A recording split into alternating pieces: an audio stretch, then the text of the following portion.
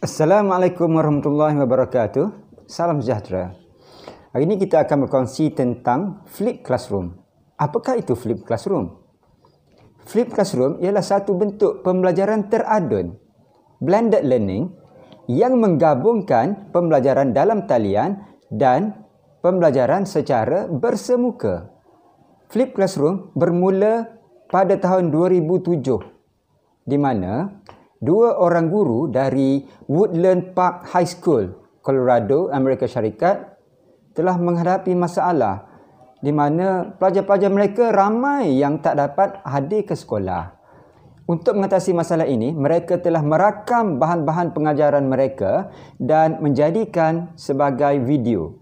Mereka kemudiannya menghantar video pengajaran mereka kepada pelajar-pelajar mereka. Dan pada tahun 2012, mereka telah menghasilkan sebuah buku berkenaan dengan Flipped Classroom. Dan selepas itu, seluruh dunia telah mengaplikasikan kaedah pembelajaran Flipped Classroom ini. Tapi, apakah dia Flipped Classroom ni?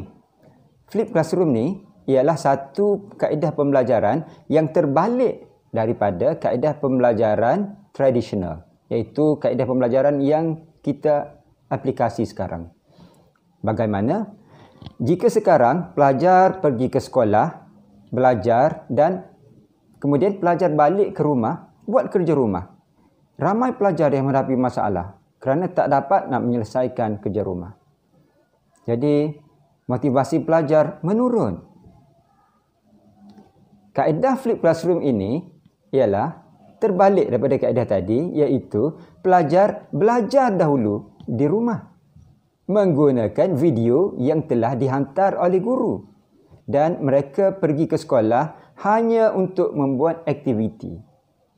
Guru akan memberi penjelasan apa yang pelajar kurang faham dan seterusnya melakukan aktiviti-aktiviti untuk menambahkan pengetahuan, kemahiran dan nilai. Dalam kelas, pelajar-pelajar akan berada dalam kumpulan dan berinteraksi sesama mereka, berkolaborasi dalam menyelesaikan masalah-masalah yang berkaitan dengan pembelajaran mereka. Pada masa itu, guru ada bersama mereka untuk menyelesaikan segala permasalahan mereka di dalam kelas. Guru memantau, membimbing dan menyelesaikan masalah-masalah yang pelajar-pelajar hadapi. Dan pelajar-pelajar akan menjadi lebih aktif, lebih bermotivasi dan lebih bersemangat untuk belajar. Di sini saya ada sertakan sebuah video yang saya buat suatu ketika dahulu untuk aktiviti Flipped Classroom. Video ini berkaitan dengan Sains Tingkatan 2, tajuk daya. Saya harap kita semua dapat melaksanakan Flipped Classroom dengan jayanya. InsyaAllah. Selamat menonton.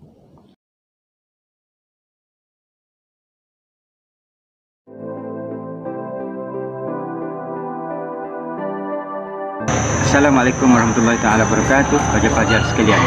Hari ini kita akan belajar tentang daya dan gerakan dalam bab 8. Apakah itu daya? Daya ialah tolakan ataupun tarikan ke atas sesuatu objek. Macam ni.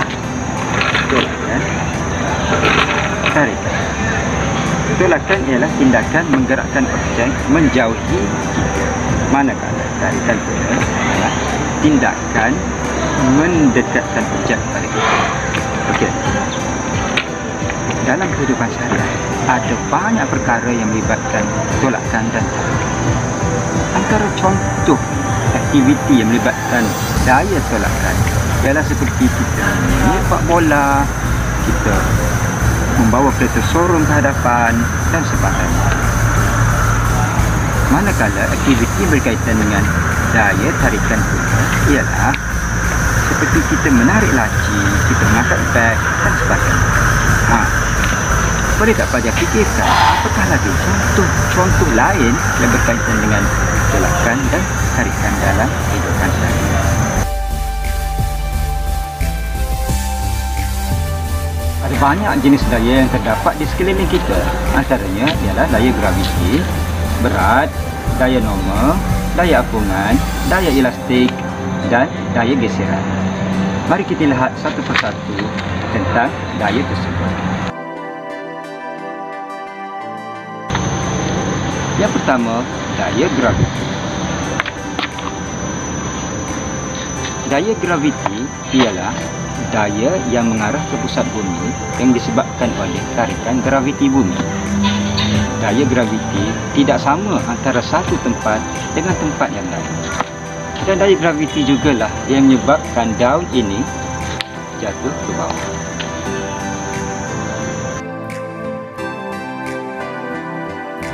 Yang kedua ialah berat. Berat ialah daya tarikan graviti terhadap sesuatu objek. Berat bergantung kepada dua perkara, iaitu tarikan graviti bumi dan juga jisim sesuatu objek. Jika objek itu mempunyai jisim yang lebih, maka beratnya juga akan bertambah. Contohnya, daun ini mempunyai jisim yang kurang berbanding dengan bola ini, maka berat daun ini juga adalah kurang berbanding dengan berat bola ini.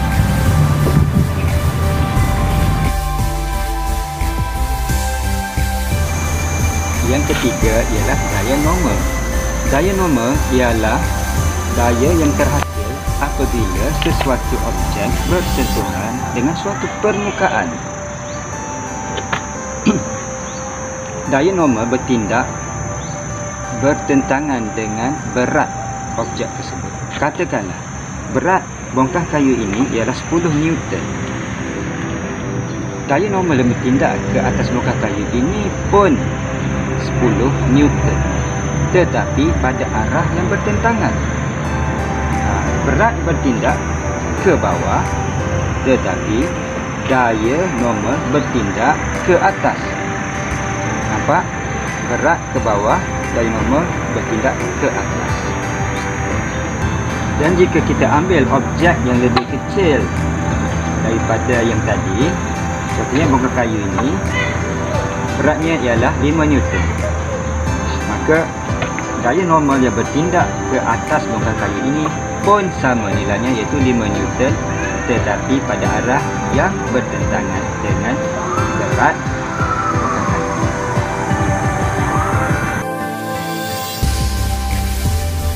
Daya apungan ialah daya tujah yang bertindak ke atas sesuatu objek yang terapung dalam cecair ataupun udara. Jika kita lihat, bongkah kayu ini terapung dalam air ini. Kenapa? Kerana daya tujah air ini menyebabkan bongkah kayu ini terapung. Kita lihat bola pingpong. Bola pingpong berada di atas permukaan air ini. Ini adalah kerana daya tujah air ini menyebabkan bola pingpong ini terapung di atas permukaan air. Dan ini dipanggil daya apungan.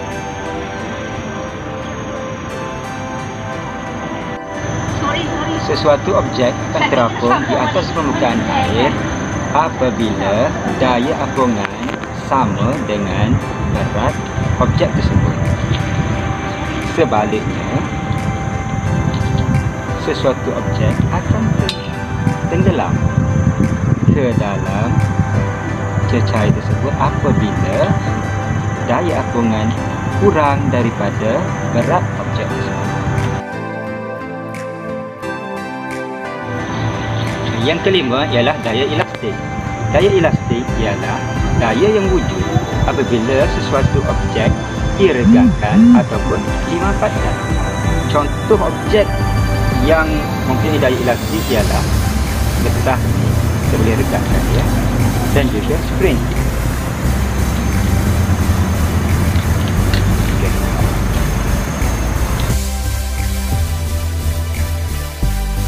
Yang keenam ialah daya geseran. Daya geseran adalah daya yang menentang pergerakan sesuatu objek. Daya ini terhasil apabila dua permukaan yang bersentuhan antara satu sama lain. Daya geseran menghasilkan apa? Bagi pelajar sekalian, cikgu dah terangkan tentang apakah itu daya dan apakah jenis-jenis daya yang terdapat di sekeliling kita. Sekarang, cikgu nak kamu semua bagikan kepada 6 kumpulan. Okay? Kumpulan yang pertama akan membuat demonstrasi tentang daya graviti. Okay, menggunakan bola ni. Kumpulan kedua akan buat demonstrasi tentang berat. Okay, menggunakan alat-alat ni, bahan-bahan ni.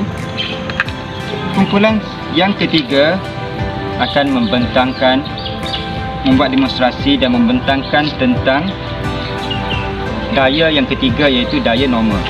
Okay. Yang keempat, kumpulan yang keempat akan membuat demonstrasi tentang daya apungan. Kumpulan kelima, demonstrasi tentang daya elastik. Okay. Dan kumpulan keenam, yang terakhir sekali, membuat demonstrasi dan pembentangan tentang daya geseran. Okey, jadi cikgu nak esok semua masuk dalam kumpulan masing-masing dan seorang buat demonstrasi, seorang beri penerangan tentang demonstrasi yang dilakukan oleh kawan, dan 2 atau 3 orang lagi akan mengisi peta pemikiran yang sesuai berkenaan dengan penerangan yang dibuat. Okay, itu saja daripada cikgu. Sekian, terima kasih.